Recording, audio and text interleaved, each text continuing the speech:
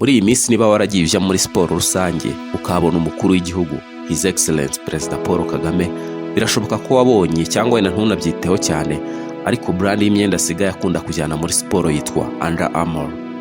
Kubera ko iyi brand yiyubashye kandi iteye neza, reka tukubwire ibyayo, twe turi The Fixer.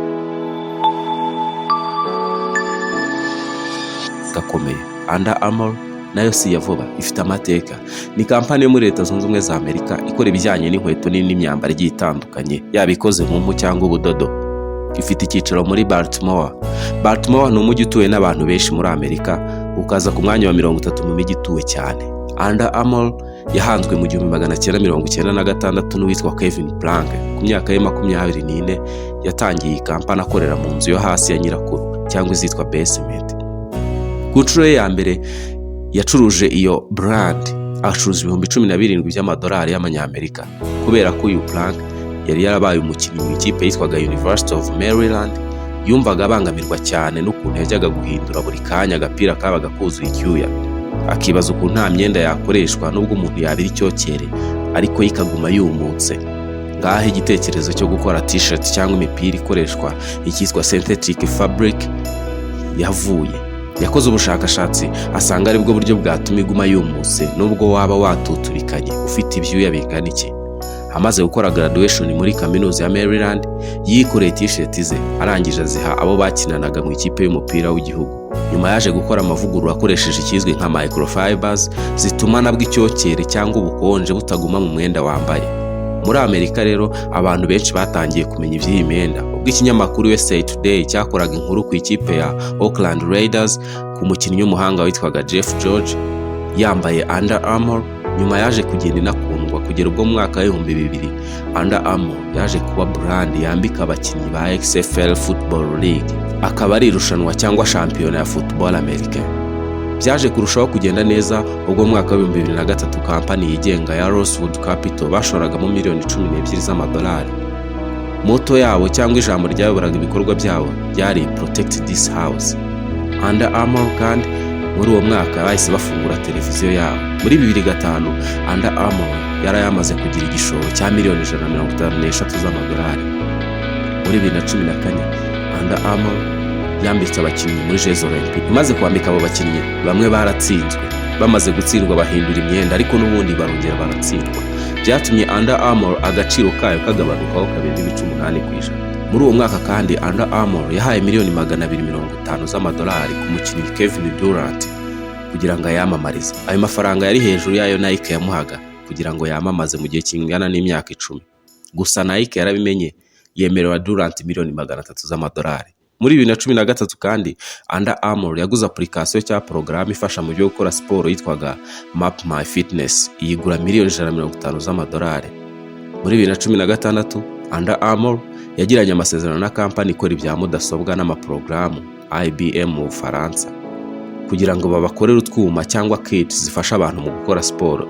Byari gutumira muri kampani zikora iby'imyenda zihariye kuri technology inafasha no mu bijyanye no gukora siporo.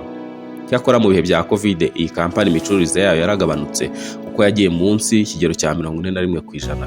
Dore rero uko wamenya agaciro k'iyi kampani y'ubukombe mu myenda ya siporo. Muri 2005 binjije $281 z'amadolari, 2006 binjiza $431, 2007 binjiza $607, hanyuma 2008 binjiza $725. Byakomeje kuzamuka kugeza ubwo muri 2012 binjije $1 y'amadolari. Mu mwaka wa 2019 ubwo bagize inyungu ya billion zisaga 5 z'amadolari y'amanyamerika. Impamvu rero uko biri kose yatumye umukuru w'igihugu ahitamo iyi brand nuko ifite aho ihuriye n'uburyo Under Armour yahisemo kumenyekanisha ibikorwa byayo. Under Armour yamamaza ku birangirire n'abastari batandukanye, yaba abakinnyi ba tennis, golf ndetse na NBA. Muri Amerika rero iyi brand ikorana n'umukinnyi urangiranwa muri basket Stephen Curry. Uyu Stephen Curry ni umuhanga cyane ukinira ikipe ya Golden State Warriors. Yewe afatwa nka greatest shooter of all time, cyangwa umukinnyi uzi gutsindira kure kurenza abandi bose. Uyu Stephen Curry n'ikipe akinira bafanwa cyane cyane na nyakubahwa perezida w'igihugu cy'u Rwanda Paul Kagame. Ibi bikaba byumvikanisha n'impamvu ashobora gushyigikira uyu mukinnyi ndetse n'imyenda yamamaza.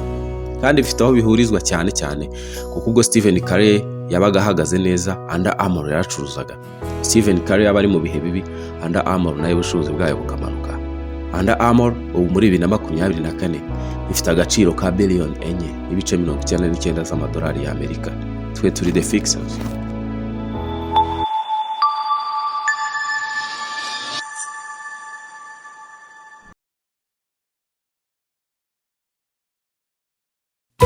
Umva ngufitiye amakuru meza cyane kandi ashimishije. Ngwino muri iFix Technology Limited maze tuguhe product zose za Apple waba ukeneye, harimo machine, telefone, amasaha n'ibindi byose. Uretse kubiguhera ku giciro cyiza, muri iFix tuzakugira inama nziza zo kubyitaho, kandi nibinahura n'ikibazo tuzagufasha byoroshye kubisana. N'ibindi bikoresho byose electronique ukeneye biri hanze y'igihugu tugufasha kubitumiza maze bikakugeraho mu buryo bworoshye. Ibijyanye na CCTV cameras ku mutekano wawe, aho ukorera cyangwa se aho utuye, ibi nabyo tuzabigukorera mu buryo bworoshye. Tugurisha imodoka ndetse tunagufasha kuba zakugeraho aho uri hose byihuse. Dusure kuri y@ifix.ra.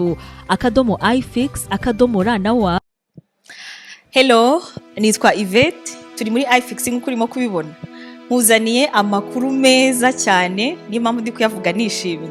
Dufite ibibazo bigera ku 10, ni promotion dushaka kubaha abakunzi bacu, abantu bibwira ko bakunda ibintu bya Apple, ibintu by'amatelefone, ibintu byinshi cyane bijyanye n'iryo koranabuhanga. Ibyo bibazo 10 rero urabibazwa, hanyuma wabisubiza byose uko byakabaye. Ni ibibazo 10 byonyine, mu by'ukuri biroroshye ku muntu ukurikirana. Dushobora kuguha kimwe muri ibi bihembo. Reka duhere kuri iPhone. Ushobora guhabwa kuri iPhone guhera kuri 11 ukayitwara ikaba iyawe. Ushobora guhabwa, kino ndakivuga nyuma, ushobora guhabwa iPad nayo ikaba iyawe burundu kubera ibyo bibazo 10 byonyine.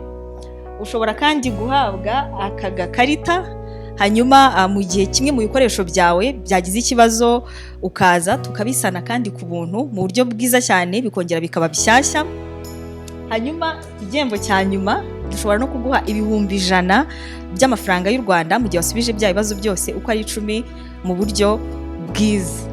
Hanyuma rushobora kwibaza ngo ndamutse nje nkasubiza bino bibazo ariko simbyuzuze byagenda bite? Ufite amahirwe agera kuri 3 yo kugaruka kwiyandikisha. Bwa mbere urumva biranze, bwa kabiri wagaruka tukakwandika ukabazwa, byakwanga ukongera ukabazwa bwa gatatu. Hanyuma rero ushobora gukurikirana no makuru yose kuri The Fixers ukabasha kumenya ndetse no gusobanukirwa byose. The Fixers ni YouTube channel iriho nandi makuru menshi kandi meza cyane ajyanye n'ikoranabuhanga, havuyemo n'ibingi by'ama iPhone gusa. Kuri The Fixers rero uzamenyeraho byinshi bitandukanye bijyanye n'amakuru yacu hano muri iFix. Ikindi mu gihe utsinzwe izo nshuro zose bikanga, nyine hari igihe umuntu azazi ko azi ikintu agasanga ntabwo birimo gukunda, tuguha tike, ntabwo twishimira ko wagenda n'amaguru, tuguhereza ibihumbi 5 ugataha ukagenda ugasubiramo ukagaruka gutyo kugeza inshuro 3 zose zirangiye. Bantu rero mukunda ikoranabuhanga, abantu mukunda ibintu bya Apple, abantu mukunda ibintu birimo ibintu by'ama iPhone, ni karibu muri iFix, ni karibu kuri The Fixers. Nimuze tubane, turabakunda cyane. Bye.